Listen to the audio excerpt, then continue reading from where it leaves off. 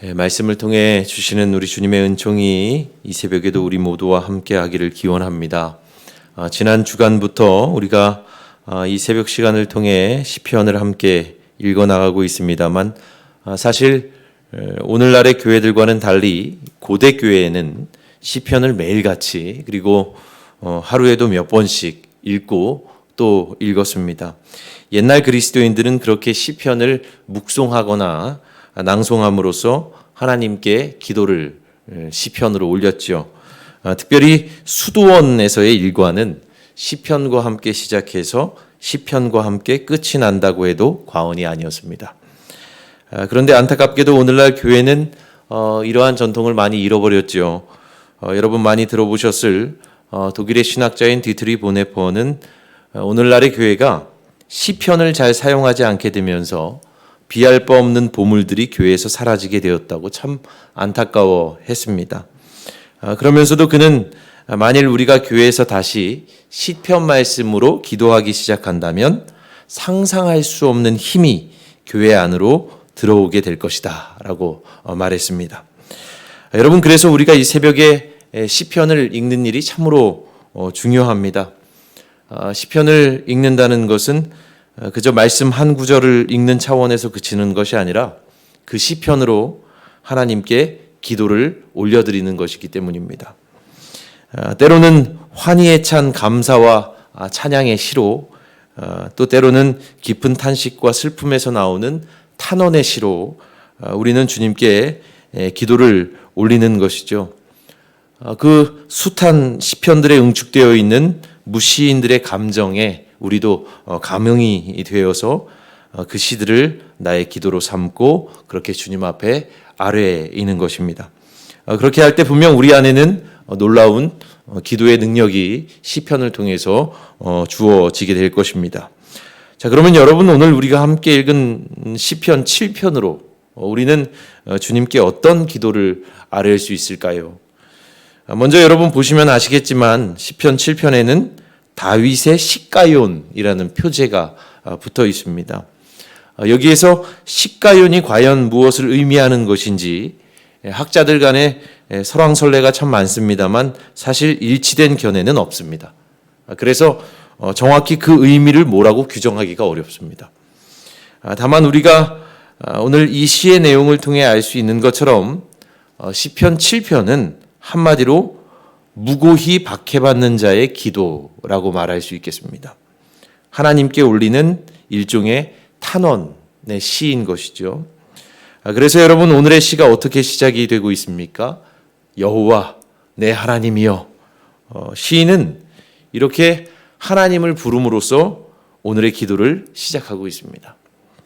이처럼 하나님을 부를 때 그의 감정은 그저 고요하거나 평온한 상태에 있는 것이 아니라 억울하고 원통하고 다소 격정적인 그런 마음도 느껴지는 것이죠. 왜냐하면 이 기도의 내용을 쭉 보면 그가 아뢰는 것처럼 그의 대적들이 사자같이 그를 찢고 뜯으려 하기 때문입니다. 이로 인해서 격분된 감정을 시인은 숨기거나 정제하지 않고 그대로 주님 앞에 직고하듯 기도하고 있습니다.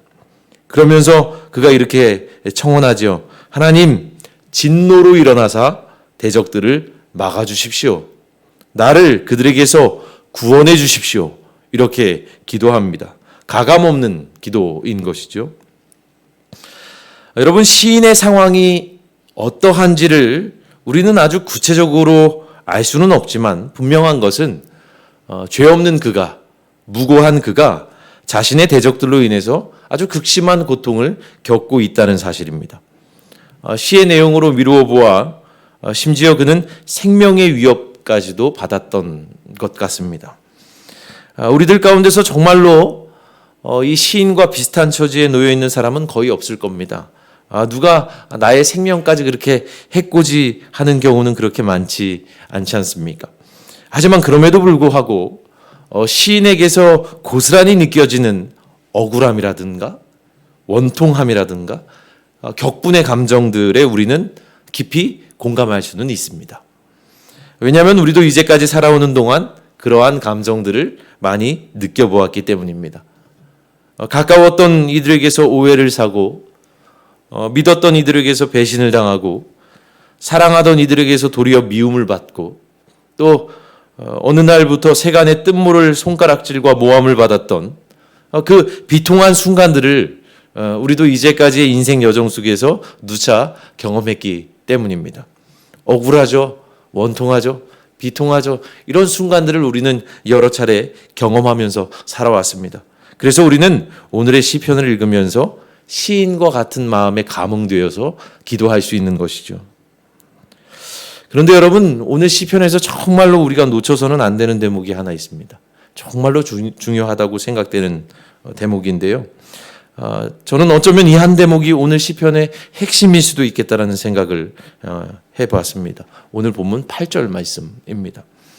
여러분 함께 이 8절 말씀 읽어보시죠.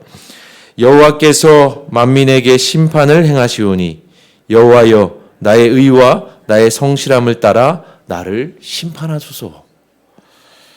자, 여러분 이것은 무슨 얘기입니까? 이제까지 하나님께 자신의 그 억울한 처지를 아뢰면서 내 대적들을 좀 막아달라고 나를 그들로부터 구원해달라고 탄원했던 시인이 이제는 그 기도의 방향을 완전히 바꿔서 이렇게 기도하는 겁니다. 하나님, 나의 의와 나의 성실함을 따라 나를 심판해 주십시오.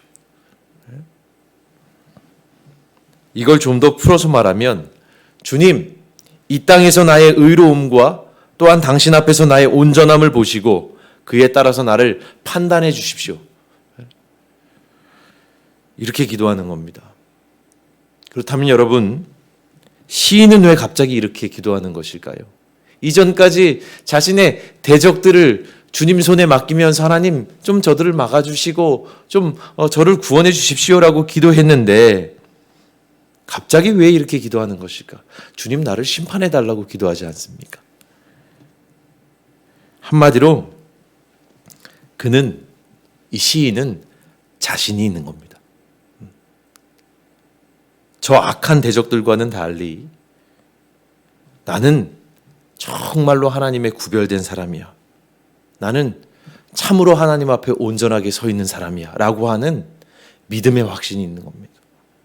그러니까 여러분, 오늘 시인의 기도는 참으로 도전적인 기도입니다. 그의 기도는 어떤 이들처럼 자신의 믿음의 상태가 어떠한지, 자신이 하나님 앞에서 온전하게 살고 있는지 그런 것들과는 무관하게 그저 하나님 내 편 내주세요. 이런 무책임한 그런 기도가 아니고, 그런 이기적인 기도가 아니고, 시인은 주님, 나의 의로움과 나의 온전함을 한번 주님께서 보시고 나를 심판해 주십시오. 주님, 저를 구원해 주실 만하지 않습니까? 이 기도는 정말로 자기 믿음에 대한 분명한 확신이 차 있는 기도인 것이죠. 나도 과연 이런 기도를 하나님께 올릴 수 있을까? 우리들도 하나님께 이런 기도를 올릴 수 있을까요? 주님, 저의 의와 저의 성실함을 보시고 나를 심판해 주십시오. 이렇게 자신 있게 우리도 기도할 수 있을까요? 그럴 수 있으면 좋겠습니다. 우리의 믿음이 정말로 온전해서 나의 의와 성실함을 따라서 주님 나를 심판해 주십시오. 이렇게 좀 자신 있게 도전적으로 그렇게 기도할 수 있으면 참 좋겠습니다. 여러분, 이 새벽에 다시 한번 나의 믿음을 한번 점검해 보시고요. 내가 정말 하나님의 자녀로서 온전하게 서 있는가? 나의 믿음과 또한 나의 행실이 하나님께서 기뻐하시는 그 자리에 바로 서 있는가? 한번 점검해 보시고 주님이 내 편이신 게 전혀 이상하지 않도록 여러분 하나님 편의 선자로서 합당하게 그렇게 살아가시는 주의 자녀들이 되시기를 주님의 이름으로 축원합니다.